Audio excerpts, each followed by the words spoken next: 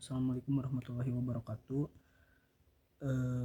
Ibu dosen yang saya hormati dan teman-teman yang saya hormati, saya izin memaparkan materi tentang progress weight structuring terapis session di mata kuliah teori dan praktek konseling kognitif. Yang pertama, proses struktur sesi terapi kognitif perilaku. Terapi perilaku kognitif CBT didasarkan pada hubungan erat antara proses kognitif, pikiran, perasaan, emosional, dan perilaku seseorang. CBT merupakan terapi struktur singkat dan berorientasi pada tujuan serta masalah spesifik pasien. Kunci keberhasilan CBT adalah kolaborasi yang kuat antara terapis dan pasien, di mana pasien aktif belajar memahami pola pikirnya dan dilatih untuk mengenali serta mengganti pikiran negatif yang menimbulkan gangguan emosional dan perilaku. Terapi ini juga mengandalkan metode ilmiah dengan pendekatan induktif yang mengedepankan logika dan reasoning. Struktur sesi terapi CBT terdiri dari beberapa elemen utama yang terintegrasi untuk menjamin sesi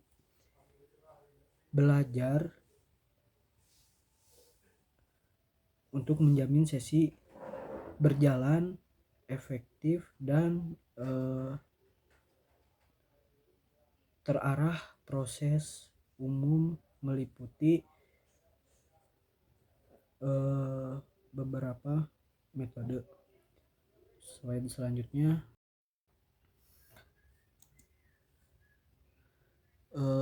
lanjut ke mode check terapis. Meminta pasien melapor sesuai hati mereka, biasanya mengisi formulir atau skala. Nah, kan biasanya kalau di yang melapor atau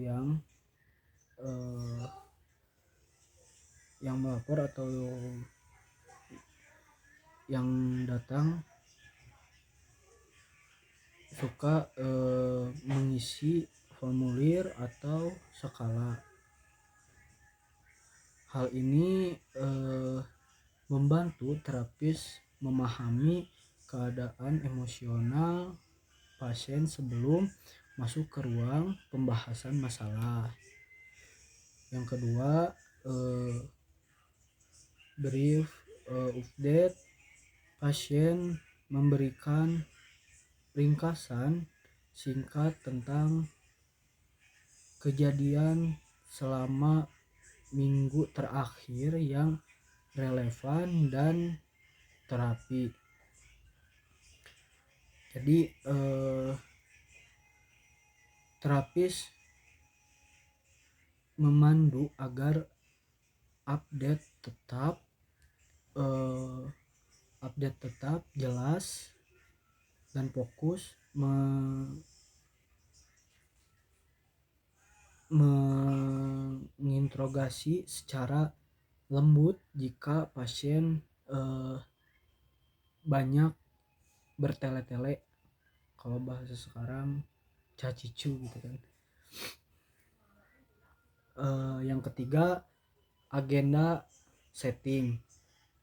Bersama pasien, terapis menetapkan prioritas topik yang ingin dibahas dalam sesi. Nah, jadi topik apa yang akan dibahas di sesi selanjutnya, maka akan diagendakan sama terapis dan pasien. Nah, maka agenda ini harus jelas, struktur, dan sesuai dengan tujuan terapis tersebut. Yang keempat, pembahasan masalah dan intervensi terapis dan pasien berdiskusi mengenai topik yang sudah disepakati. Nah, kan tadi agenda setting. Nah, tadi yang agenda setting kan itu untuk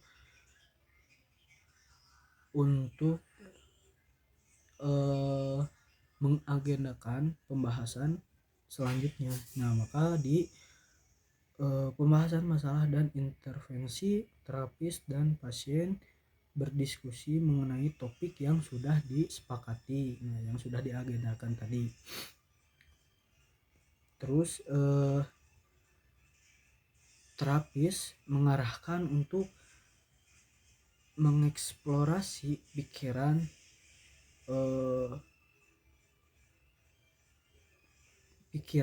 perasaan, dan perilaku negatif serta melakukan intervensi kognitif pada perilaku yang tepat.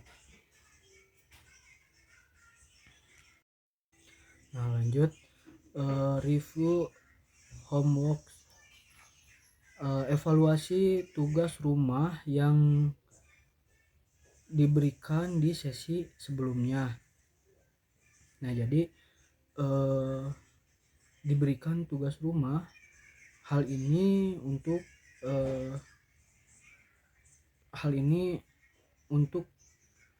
melihat kemajuan pasien dan hambatan apa yang dihadapi dalam praktek mandirinya gitu kan. Nah, yang selanjutnya penetapan tugas rumah baru. Terapis memberikan tugas yang disesuaikan dengan kebutuhan dan kesiapan pasien untuk dikerjakan sampai sesi berikutnya. Yang selanjutnya summary dan feedback. Di akhir sesi terapis merangkum poin-poin penting dan membuka ruang bagi pasien untuk memberikan umpan balik tentang jalannya sesi. Lanjut ke teknik dan metode dalam CBT. Di teknik ini ada beberapa poin. Yang pertama, identifikasi dan evaluasi pikiran otomatis. Evaluasi dilakukan dengan menilai apakah pikiran tersebut akurat dan realitas atau merupakan distoris kognitif. Yang kedua, restruktur kognitif. Metode ini berfokus pada menangani dan mengganti pikiran negatif maladaptif dengan pikiran yang lebih rasional dan adaptif. Yang ketiga,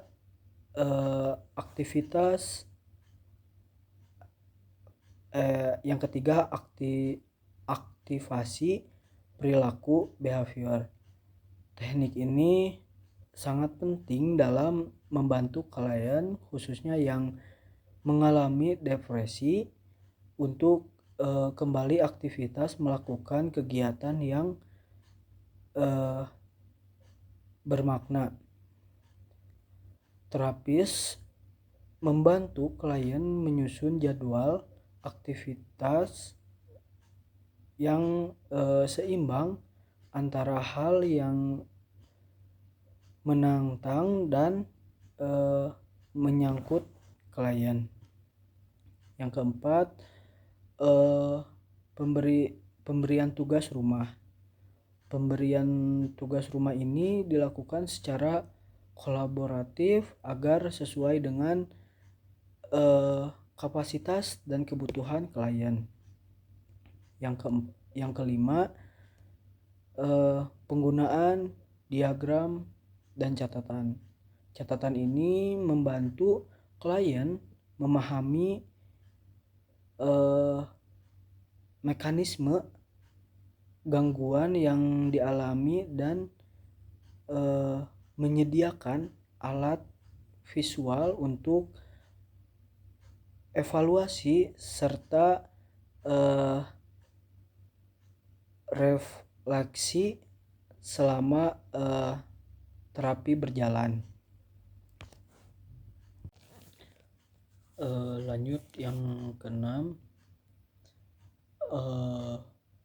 modifikasi keyakinan mendalam. Nah, setelah mengatasi pikiran otomatis, terapi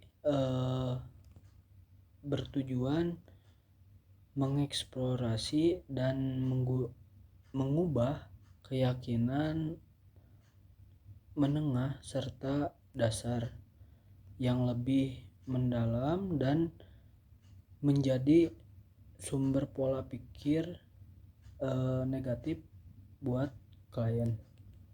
Yang ketujuh, latihan dan rehearsal dalam. Terapis memfasilitasi latihan langsung dalam sesi seperti simulasi percakapan atau perilaku baru yang membantu klien membangun kepercayaan diri. Yang kedelapan, pemecahan masalah dan pelatihan keterampilan.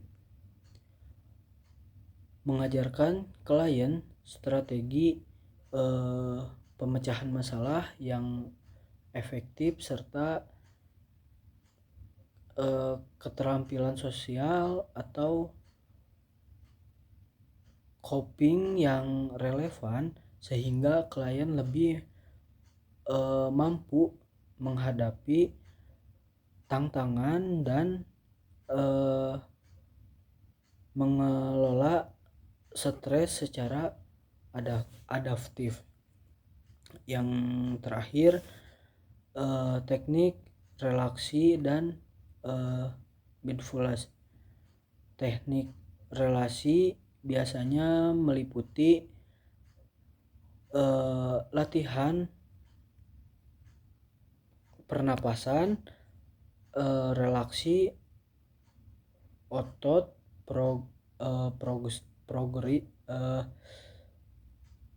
progresif, dan visualisasi yang secara sistematis membantu pasien menurunkan ketegangan fisik dan mental.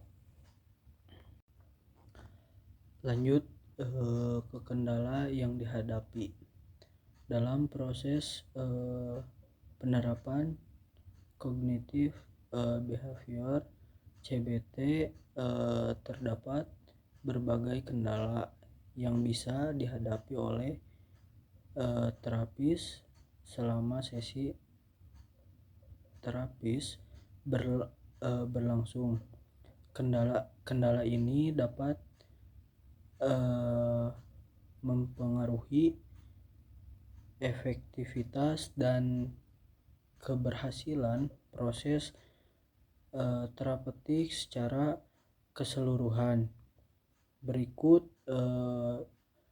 kendala yang dapat mempengaruhi yang dapat menghambat atau mempengaruhi penerapan struktur sesi CBT, yaitu antara lain ada 6 poin, yaitu interupsi pasien, memperkuat aliansi terapeutik, kurangnya sosial proses terapeutik, masalah dalam setiap tahap sesi, terus disfunktional belief dari pasien, feedback negatif, dan waktu sesi. Lanjut, strategi mengatasi masalah. Mengelola pikiran otomatis terapi. Yang kedua, interupsi lembut. Yang ketiga, mensosialisasikan CBT secara jelas. Yang keempat, membangun aliansi terapeutik kuat. Yang kelima, menggunakan teknik problem solving dan empati. Yang keenam, pancing dan prioritas masalah. Yang ketujuh, menyediakan ruang untuk feedback. Lanjut ke penutup. Terapi perilaku kognitif CBT telah terbukti sebagai metode psikoterapi yang efektif. Metode ini memiliki struktur sesi yang sistematis dan terfokus. Struktur ini mencakup pengecekan suasana hati, pembaruan kondisi klien, penetapan agenda, pembahasan masalah, evaluasi tugas rumah, dan penugasan untuk sesi mendatang. Elemen-elemen ini secara kolektif membantu pasien mengubah pikiran dan perilaku maladaptif mereka. Itu mungkin yang dapat saya sampaikan. Terima kasih banyak. Maaf bila ada kesalahan atau kekurangan. Billahi taufiq wal hidayah. Assalamualaikum warahmatullahi wabarakatuh.